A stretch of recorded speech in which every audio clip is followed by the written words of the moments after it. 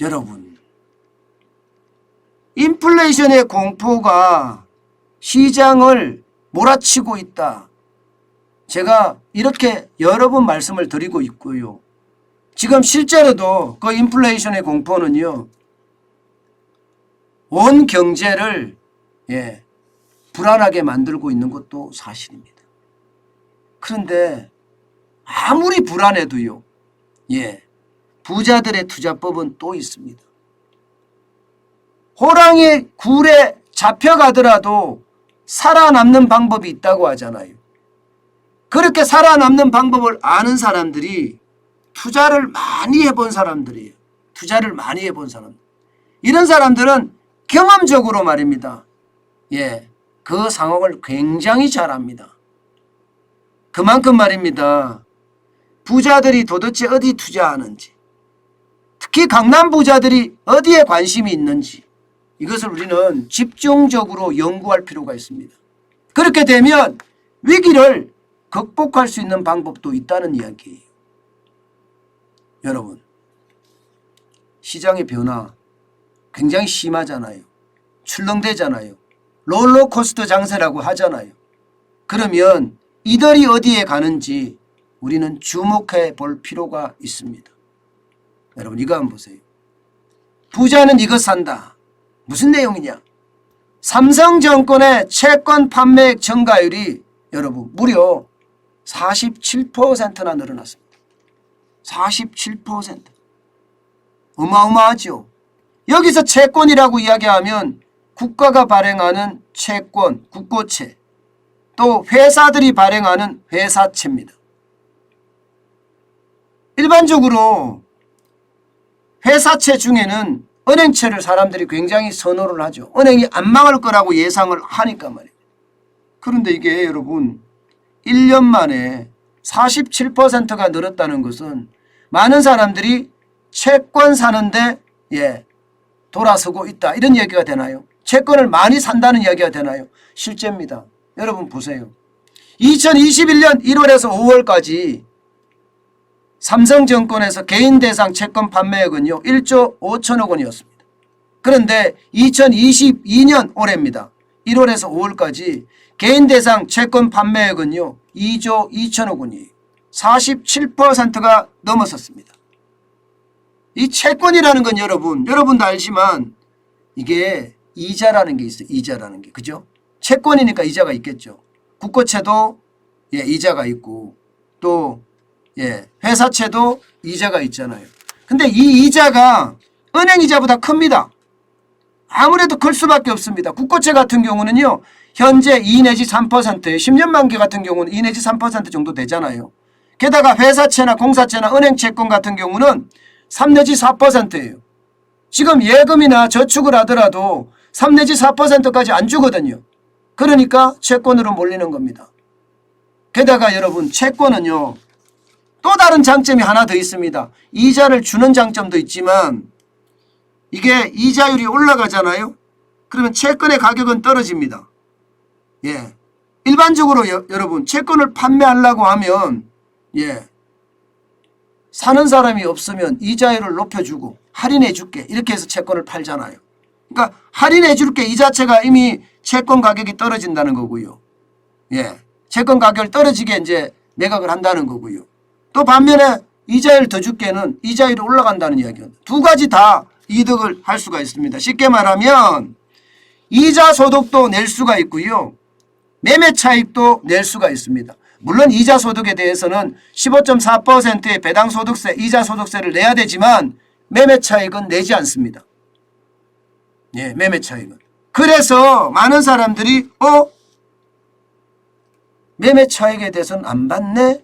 그러면 나는 채권으로 가야지 하고 채권으로 몰리는 경향이 굉장히 강하다는 거예요. 여러분, 채권이 사실 개인이 투자하기에는 좀 멀어 보이거든요. 좀 멀어 보입니다. 그런데 그렇게 멀리 있는 게 아니라는 거예요. 실제 삼성증권 같은 데를 가면 채권을 살 수 있다는 이야기잖아요. 물론 삼성증권이나 여기서 대할 때는 뭐 1,000만 원, 2,000만 원 채권 산다 그러면 그냥 무시해버리는 경향이 있을 수도 있습니다. 예, 그러나 1억 원어치 산다 그러면 또 상황이 달라질 수도 있고요. 물론 채권은요, 여러분 공부하고 투자해야 돼요. 채권은요, 이게 원리 자체가 좀 헷갈리거든요. 예, 이자율이 올라가면 채권의 가격은 떨어지고 채권의 가격이 올라가면 이자율은 떨어집니다. 그러니까 이게 예, 공부를 해서 해야 되지만 공부하는 게 그렇게 어렵지 않습니다. 채권은요. 예, 여러분들도 채권에 대한 관심 한 번쯤 가져보는 것은 어떨까 싶습니다. 그만큼 시장에서 채권의 관심이 뜨겁게 지금 달아오르고 있다는 이야기예요. 여러분 이거 한번 보세요. 개인 1인당 채권 평균 투자 금액입니다. 평균 투자 금액이 굉장히 늘었죠. 2021년 1월에서 5월까지는 1억 351만 원이었는데 2022년 1월에서 5월까지는 1억 9,732만 원이에요. 91%가 늘어났습니다. 91%가. 굉장히 많이 늘었죠. 예, 그만큼 말입니다.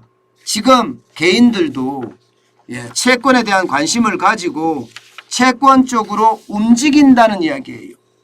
예, 물론 여기에서 말입니다. 제일 중요한 것은요.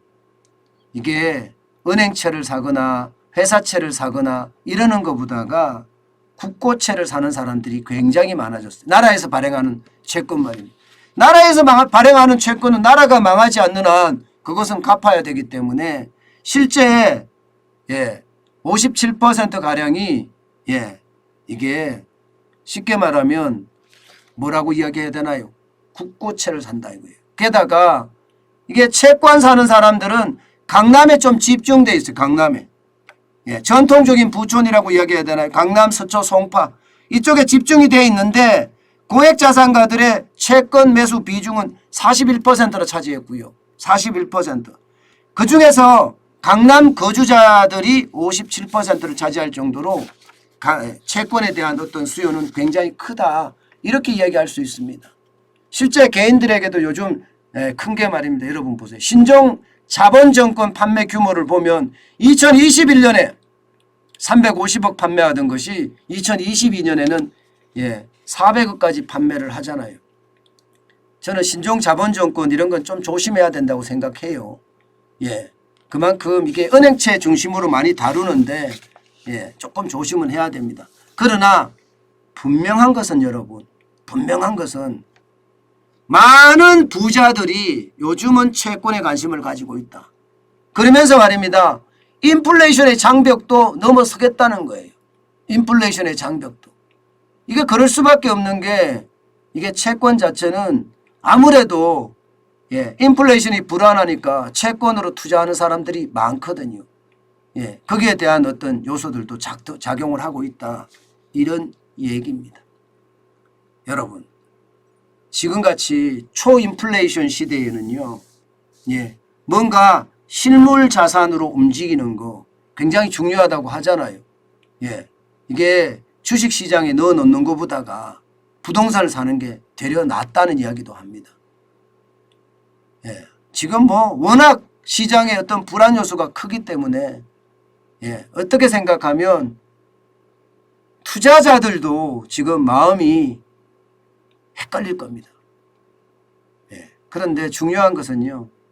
뚝심을 가지고 장기로 하는 거 이거 굉장히 중요합니다. 정환진 TV를 보시는 분 중에는요. 지난 44년 동안 금만 계속해서 골드 말입니다. 금만 계속해서 돈만 생기면 샀다는 분이 계세요. 예, 그분 아마 지금 정환진 TV를 지금 보고 계실지도 모르는데요. 저는 그분 부자 됐을 거라고 생각합니다. 본인이 부자라고 생각하 금 팔아서 지금 노후자금으로 쓰고 계신다고 하더라고요. 또 어떤 분은요. 돈만 생기면 땅을 사요. 땅을. 예, 그렇게 또 이야기하시는 분도 있습니다. 그런데 그게 그린벨트 안에 있다가 보상받고 또 다른 데 그 보상금으로 딴 땅을 사고 이렇게 하시는 분도 있거든요. 또 어떤 분은요. 달러만 계속 집중 매입하시는 분도 있어요. 예, 집중 매입하시는 분도. 그만큼 요즘은요. 투자하는 방법이 여러 가지인데 중요한 것은 엉덩이가 무겁게 한다는 거. 예, 평생 쭉 돈만 생기면 저는 주식을 사고 있는데 어떤 사람은 금을 사고요. 어떤 사람은 채권을 사고 다 다 다를 겁니다. 예. 인플레이션 시대에는요. 그렇게 나만의 투자법을 개발해야 된다는 것 또 한번 우리 생각해 보자고요.